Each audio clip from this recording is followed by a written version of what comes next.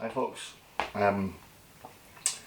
this is I want to give a little bit of introduction to this before I actually tie it. I mean, I'll give more details when I actually tie the fly, but it's just to show you how it works basically. So the problem when you're fishing a nymph under an indicator or a duo or the bung is this floating part is always attached to the line. So you either want to move that up and down the line on droppers, or you're looking for a sliding one without a hook in, which basically isn't what we want.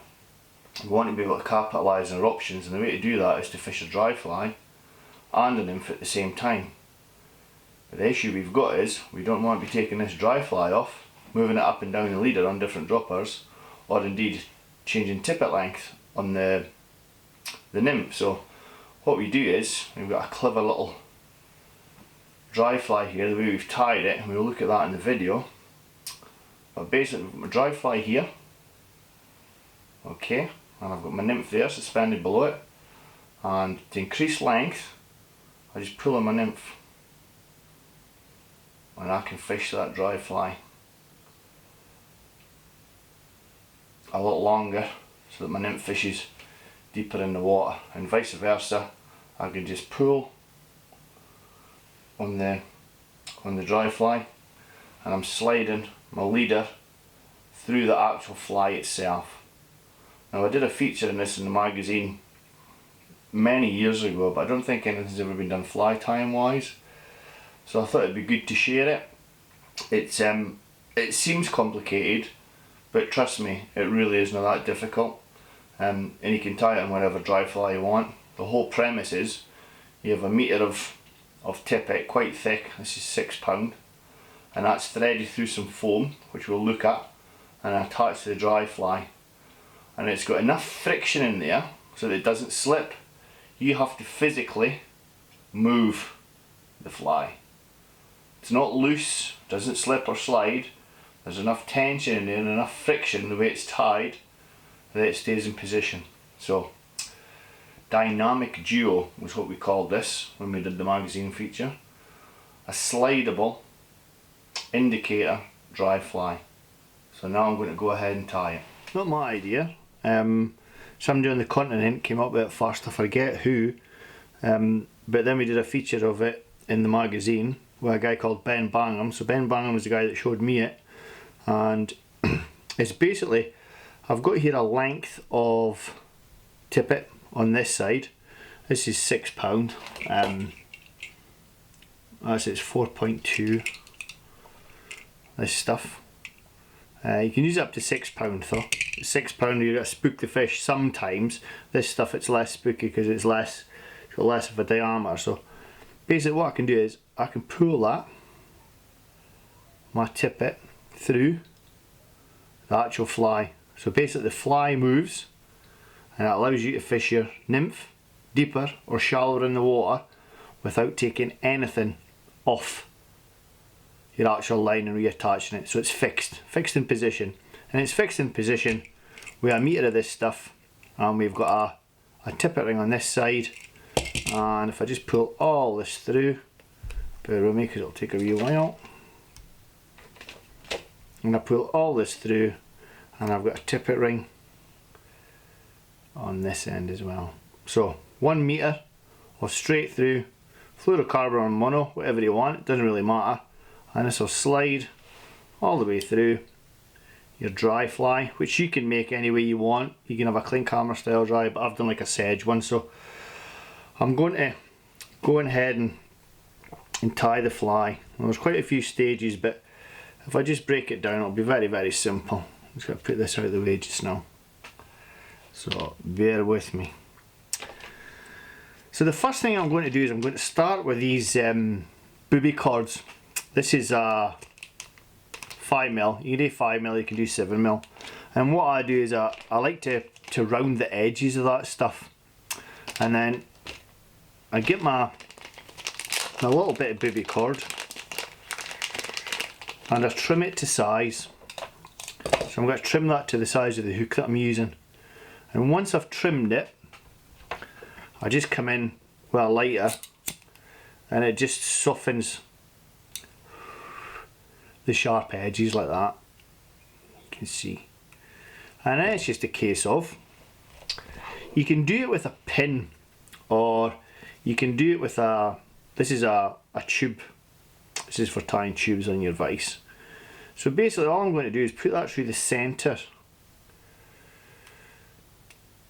Put it through the centre of the booby cord and out the other end. So you're creating a tube in there. So you've created a circle, a little hole. And because this has got a taper on it, this tube, the more I slide it up, the bigger the hole gets. Don't worry about that, because you're going to tighten all that up after.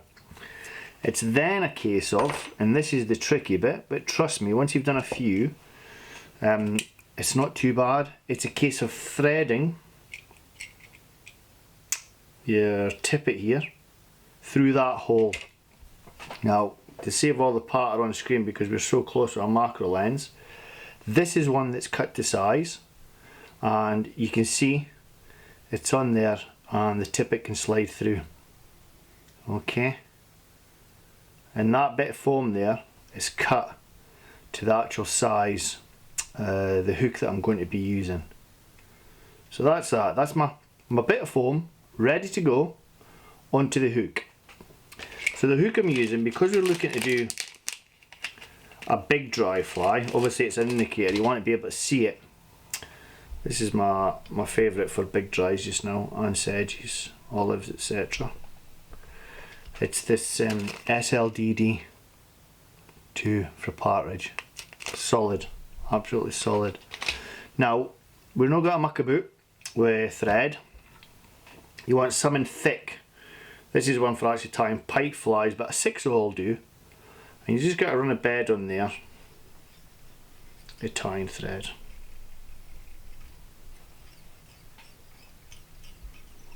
Like so.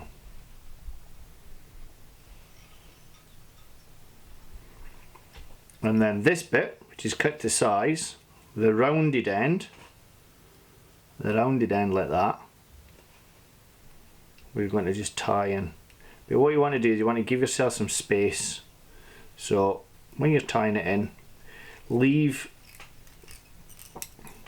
this as a butt section, but just make sure that it's not too tight so that this material can slide. Yeah, once that slides, that's fine, it's sliding, you know that's okay. Now you can, I should have really done this beforehand, but basically you just want to make sure, so when you're winding it on, make sure it's not too tight that it can't move. As long as it can move, it should be stiff, and the amount of tension you put in your thread will dictate how stiff it is. Now what you need to do on this end is put your tippet ring, but for ease of tying I'm going to leave that off. So you'll add a tippet ring on this end, and you'll add a tippet ring on the far end. So at the end of your 2 meters, once this is tied in, once the foam's tied in, you get a, let me just grab one here so you can see, you get your tippet ring will be here basically. Okay, so your tippet ring goes on the end there, and just leave a little bit so you can tie around, and obviously a tippet ring on the other end that goes through the actual dry fly there. You can see it when I showed you it when it was in action. So now all I'm going to do is I'm going to create a body. Really, I mean, it doesn't get any simpler than this really. A bit of dubbing. I've got here Mad Rabbit, and that's a trout line. I also like Vineyard Stickle Dub's good, and so is Andrew's Scruffy Dubbin, the grey one, but I like this because it's really, really dark, very, very spiky.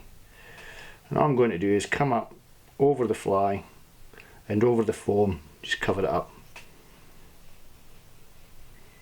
This will catch fish, don't get me wrong, but it's there as a slider indicator really. Okay, that's, you've got that there. Now bear in mind, this will have a tippet ring, this has got a tippet ring. Bear that in mind. It's just too fiddly to tie it on the camera just now. So the next thing we need to do, bear with me because this is quite noisy, is I need to get some deer hair in there for a little bit added buoyancy. And my mate up in Scotland, Ken Kennedy, sorted me this little beauty out. So, down with my scissors, and take a generous pinch of deer hair there. Quite a lot. I'm just going to strip some of the flue fibres away. See? And then I'm going to line the tips up by sticking it in a hair stacker. It's a little hair stacker. Now because we've got the big thick thread in there, we can really go to town on this stuff.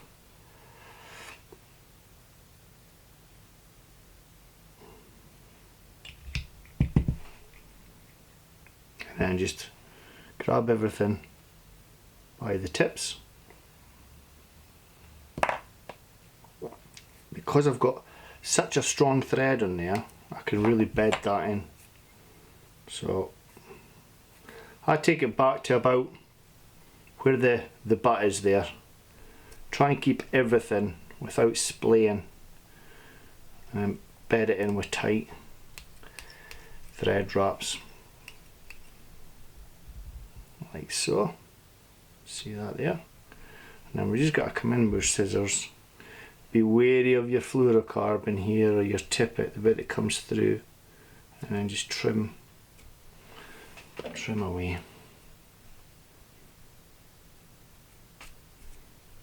The deer hair and any stray ends.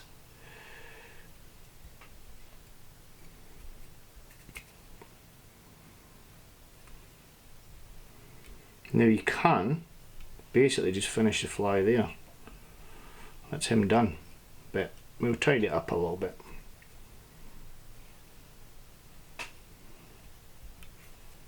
So you're looking for a nice, super buoyant dry fly. Now because we're doing this in the style of a kind of like a balloon caddis, I'm going to come in, and what I've done is I've taken the same booby cord and half the cylinder, and we put the curved end in, secure that top of the hook shank. You didn't need to be super tiny, like so. And now we're in with the Mad Rabbit dubbing again. Just cover up that foam.